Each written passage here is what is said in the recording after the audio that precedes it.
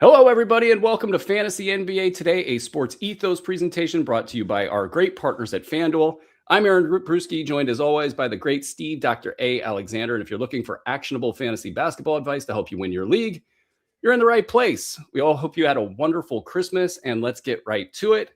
Doc, who was your top ad following Tuesday action and Christmas Day games? I don't know if he's a top ad or a top streamer or both, but Moussa Diabate is suddenly doing stuff again now that Ryan Kalkbrenner is out. I think Ryan Kalkbrenner is out again on Friday night. Yeah, dude, the fact that I know what day it is it's a miracle. It really is. Diabate's last two games, he had 12 points and 18 boards in one of them. He had 5 points and 14 boards with 6 steals in the other. If Kalkbrenner is not playing, you want Moussa Diabate in your lineup. Yeah, you go from doing nothing to doing all sorts of stuff. That's great stuff. It's also a miracle, Doc, that I didn't remember to put Bailey's in my coffee. I'm going to take Sam Merrill, and I think what I'm realizing about Sam Merrill, as he's been gone forever, it feels like, is that the Cleveland Cavaliers are a playmaking team, and playmakers find shooters like Sam Merrill. And so he's just doing stuff again over the last 2 games, 16.5 points, 5.5 boards, 4 assists, 1.5 steals, 4 threes, hitting all his shots again. Sam Merrill cranking up probably to a mid-round level, and they actually need him to do that. So I like Sam Merrill as an ad. Doc, who do you got next? Next on my list is my boy, Tyler Kolek of the New York Knickerbockers. I had him in FanDuel. I've got him in a couple lineups. He's played really well in 4 of his last 6 games. And now I'm not going to be able to. I think he had 20 points, 11 boards, 8 assists in one of his last games. He had 16 points, 3 boards, 9 assists in another. He's had 6 threes over those 2 games. And he's played well in 4 of his last 6. He plays for the Knicks. When Jalen Brunson was out, it made a lot of sense for Kolek to do stuff. And with Brunson back, I was worried about Kolek being able to perform, but he has been. I think Miles McBride, is that right, Brew? I have the right guy. When Miles McBride comes back, that might be the end of Tyler Kolek, but I'm here for it until it happens. I don't know why I just keep hearing cholera from the Oregon Trail in my head. Tyler Kolek, man, he had a great game. He's had a bunch of great games. To me, it feels like he's had a kind of a moment where now I think they trust him. And so if McBride or Jordan Clarkson, if these guys can't get it done for whatever reason and they're in a spot, it feels like they could turn to Tyler Kolek. And it's a puncher's chance kind of an ad right now. So interesting stuff there. Also a puncher's chance is go ahead. One other thing about Kolek is he's hitting big shots. He hit a big shot back in the in-season tournament. He hit a huge 3-pointer on Christmas Day. He hit a big shot in the game before that. Like he's kind of becoming clutch, and I think his teammates trust him. Yeah, and the slap down on Donovan Mitchell and Mitchell, man, talk about Cleveland in a nutshell. They had that game under control, and then Mitchell starts taking heat check shots, and then all of a sudden the momentum switches back, and the momentum came back and forth a couple times in that game. But then as Kolek calls out after the game, he said he wanted to windmill on that breakaway dunk, and if he had just laid it up, it would have been 2 points. And Kolek goes in, runs down with a great slap down, and play of the game type stuff. So yeah, I mean, he's earned it, and a puncher's chance ad in fantasy leagues as well. I'll go with Igor Joman as my next ad. He's had over the last game, he had 20 points, 2 boards, 5 assists, 5 threes. The last 2 games he's played, he's been a top 40 player. He's measuring out over the last month inside the late rounds, and these last 2 games have a lot to do with that. So I don't know if this is a it's Joman the rest of the way moment. It's also worth pointing out that the Brooklyn Nets are actually winning ball games right now. Their defense is actually pretty good. I can't really figure this out if this is just teams taking the night off against them, and we're seeing this little bump in the Brooklyn Nets. I think it does need to be true that Brooklyn's playing a little bit better rather than like league worst levels, because I think Joman at that point, the efficiencies get really bad, the consistency will get really bad. And those are the key things that we want to watch out for. But they invested a ton into him. They would like him to be good. And he fits the bill of somebody that should play the rest of the way for the Nets. And I don't think he's going to be winning ball games for them. So Joman might be having a little bit of a moment here in fantasy leagues, and he's definitely worth a speculative ad. Doc, you got any honorable mentions? Well, as we all saw, a shocking development on Christmas. Anthony Davis went down with a groin injury of all things. Good thing those don't take long to recover from. That means Najee Marshall, Danny Gafford, and PJ Washington are all going to get a spike in minutes. You know, I was watching Gafford yesterday, and I was looking at his minutes. I just don't think he's going to be able to play more than 15 minutes on most nights, and that's a problem. So the order I would rank these guys as far as picking up, I think PJ Washington is first, and then Najee Marshall's been solid for most of the season. He's solid second, and then Gafford. As much as I mean, Gafford has the most fantasy value if he gets minutes. I don't have a good feeling about him making it very much. Gafford would have been in the drop zone had he had this groin injury for Anthony Davis not hit. And the team said this was out of an abundance of caution that they pulled him from this game. But it's a Christmas Day game. If you are serious at all about anything, and it's just kind of not that bad, then you stay in the game. But it's Anthony Davis, and they're worried about every little thing with him.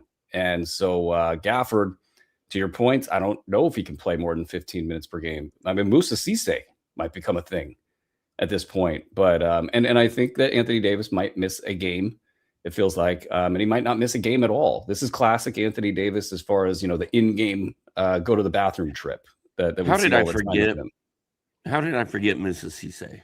Because you haven't dropped him yet in 30 deep, and that's what you should go do. And just give me a heads up before you go do that. I'm going to shout out Kyle Filipowski. He had a big night.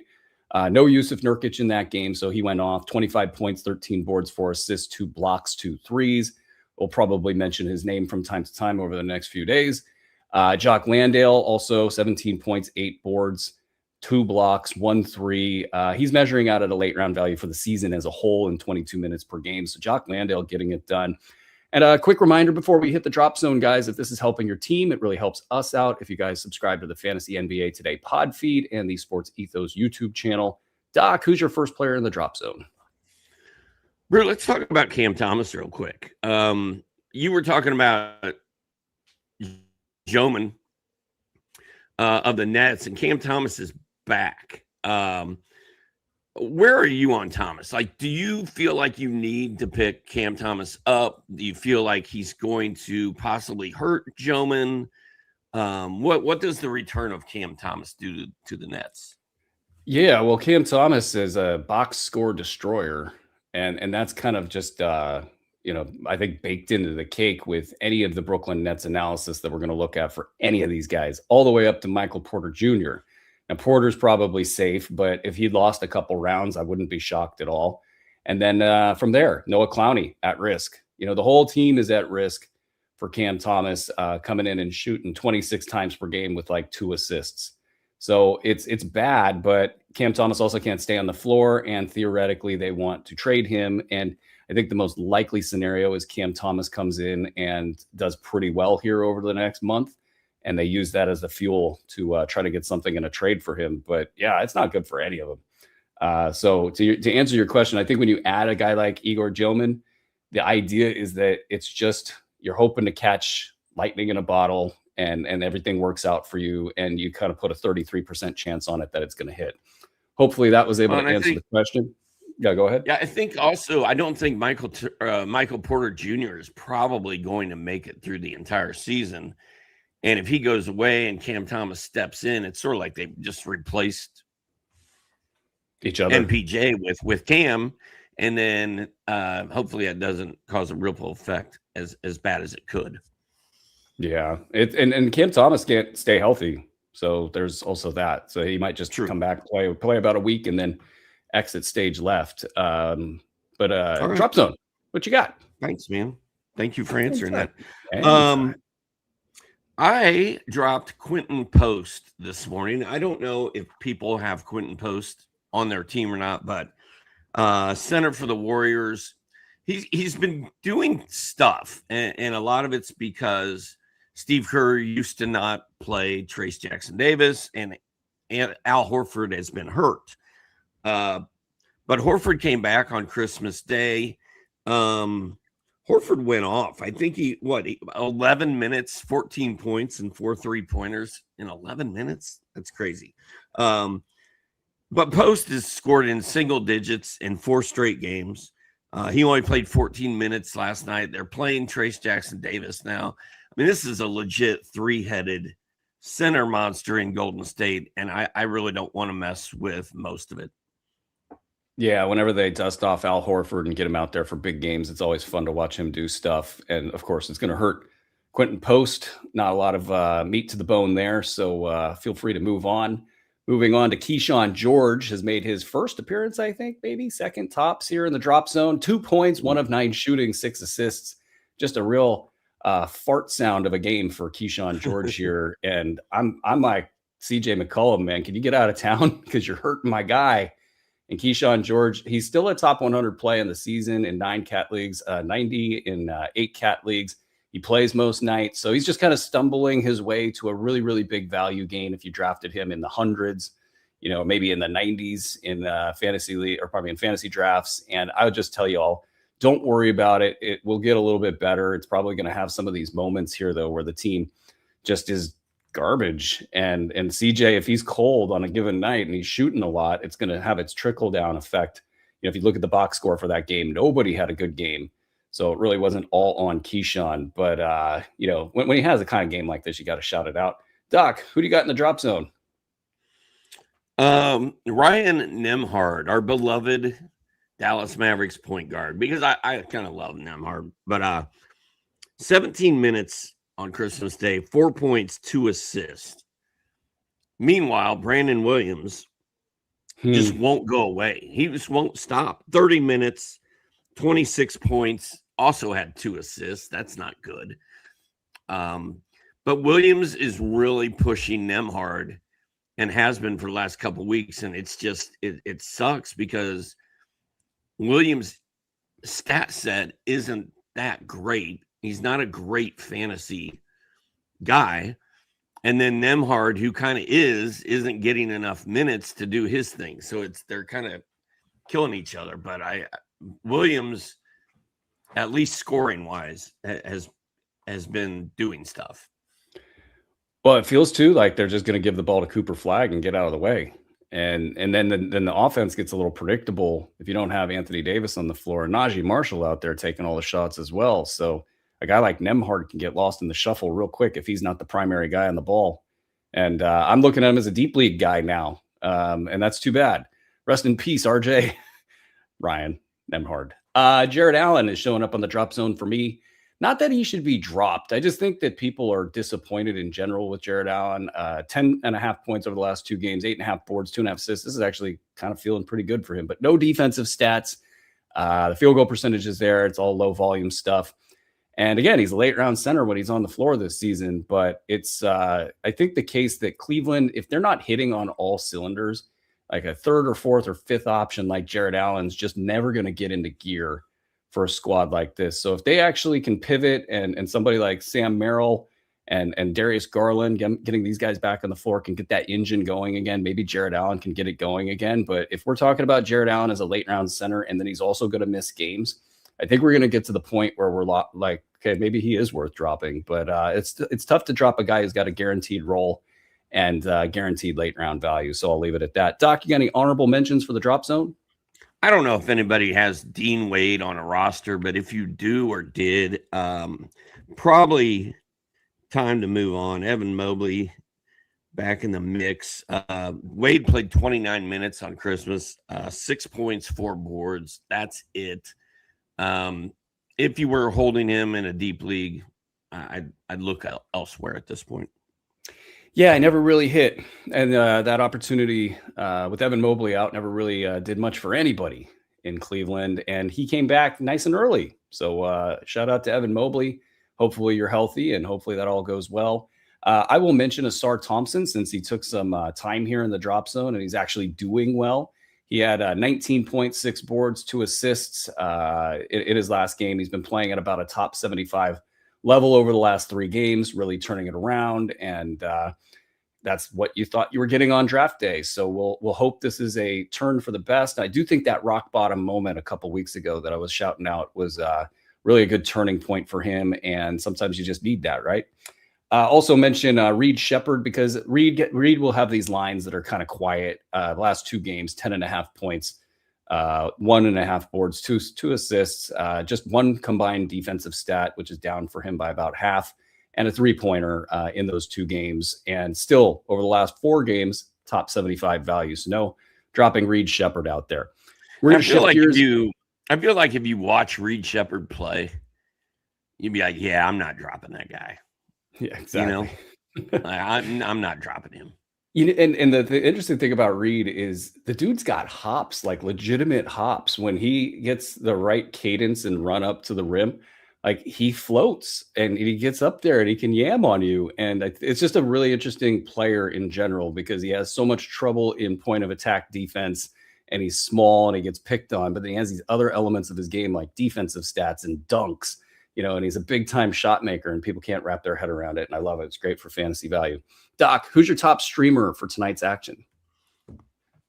I don't know if he's available in your league or not, but Anthony Black is on fire. Like every night, he's just tearing it up. Like I looked at his FanDuel game log, and it's like 35 to 40 nights 35 to 40 FanDuel points every night, and that means he's getting it done.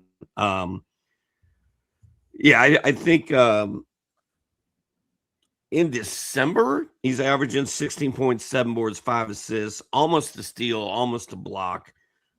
Threes are low, 1.3 threes, but he's hitting 70% of his free throws in December. So that's not going to kill you, right? It's not good, but it's not going to ruin your team. I wonder how many times he's been added and dropped in fantasy leagues. Because, by the time you get him and then you go, oh, well, somebody's going to be back in action soon. So, now it'll be Franz Wagner soon. I better get rid of Anthony Black. He's killing my free throw percentage. And then boom, somebody sees Anthony Black out there. I got to pick that guy up because, absent the free throw percentage, he's balling. So Anthony Black having a decent year overall. I feel like I take him every time. He did great in the last one. So let's do it again. TJ McConnell against Boston, points, assists, steals. You guys know the drill here. He can be a top 90 guy really, really quickly. And Doc, before I ask you about your next streamer, and if you guys are out there adding streamers and whatnot with your fantasy leagues, before you guys all take this information in, if you guys can make sure you head over to Sports Ethos YouTube channel and subscribe over there. Make sure you guys get all of our daily content. That would be great. Doc, who's your next streamer? I'm going to go with, I'm just going to say Moussa Diabate should be streamed this evening. Him or Brooke Lopez, either one. I'm not going to talk about either one of them in this section, but if you need a cheap center, those are your guys. Zach Risachet, Brew, double figures in 5 of his last 6 games. His last game, he had 2 threes, a steal, and a block. And it feels like he's better when the whole team is together than when they're not. And you think he would step up more when Trae Young was out or Jalen was out or something, but he seems to play better with them in there. So I think Risachet is playing well right now, and he's probably worth a stream tonight.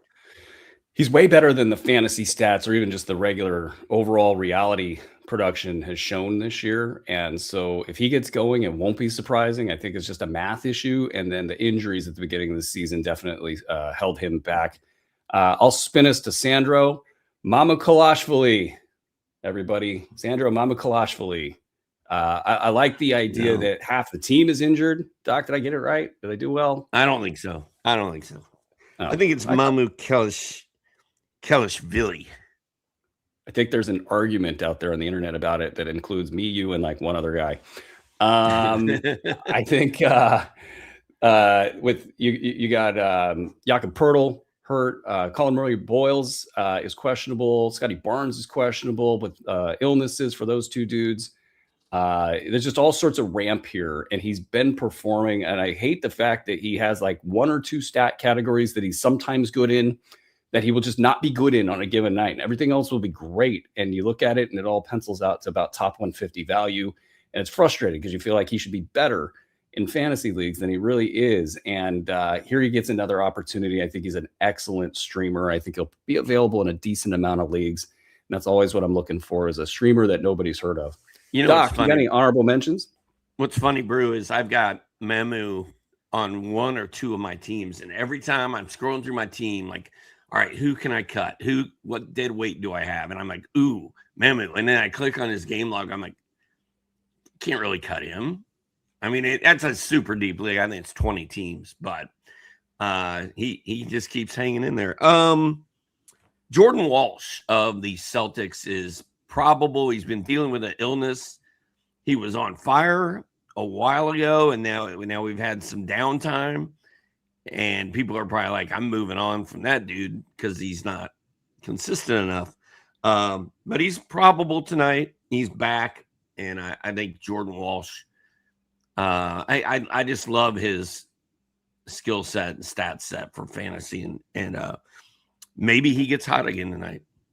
Yeah, really, really, really rough illness to have to break the momentum. And when you're a young player that's doing well in the league, and you just have everything on lockdown, it looked like it was him for the rest of the season, just ready to go. Illness comes, and now my honorable mention, Hugo Gonzalez is fighting for minutes now. And I can't even tell you what Hugo's going to get, but he's been getting defensive stats lately, and that has brought together his fantasy game over the last couple games. He's actually a guy now. He used to be a runaway from the stats, try not to get stats guy. Now he's getting stats, and he's a good basketball player, and he brings a lot to the Boston Celtics squad, especially defensively. So he and Jordan Walsh, are they the same guy? Are they taking minutes from kind of the same bucket because they have the same function? Or can they be complementary and just be both on the same on the floor at the same time? I'm going to be watching for that for later for sure. Also, Trey Jones has been good in a streaming capacity for folks. Will he play? Will he not play? We don't know, and that's why he's kind of available as a streamer. And then my guy, Justin Champagny, questionable with an illness. Something's going around the league, and Christmas and all that. So we'll see if he even plays. But I have about another week where I have him in a must-hold status for my leagues, which trend more toward like 150 to 200 players. And we'll see if he can kind of hang on. He's got his 19 minutes per game. They're giving him that right now. And he needs to be a little bit better with that. He needs to get up to about 24 minutes per game, and we'll feel really good about that. Feel free to talk if you'd like to, Doc. But recapping, it sounds like your top ad is Moussa Diabate. Mine is Kyle Filipowski.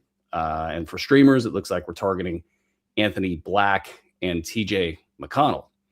Unless you have anything else you want to say, Doc, that's going to do it for this episode of Fantasy NBA Today. If you're listening on the pod feed, please take 60 seconds and leave a 5-star review.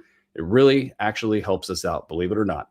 If you're watching on YouTube, hit the thumbs up and subscribe to the Sports Ethos channel so you never miss an episode. And if you're new to the show, we've got you covered Monday through Friday with several daily episodes. This one's a quick, actionable ads, drops, and streamers episode. The second one we do is deeper dives into the players, storylines, etc., B150 guys and whatnot, impacting your fantasy leagues. And then we rotate throughout the week with high-value topics like buy low, sell high, stashes, a 30-team deep dive, Q&A with Dr. A, and then Saturdays, we break down the week ahead. So from Steve, Andre, and all of us here at Sports Ethos, we will be right back with our daily fantasy deep dive. This has been Fantasy NBA Today, presented by FanDuel. Bye-bye.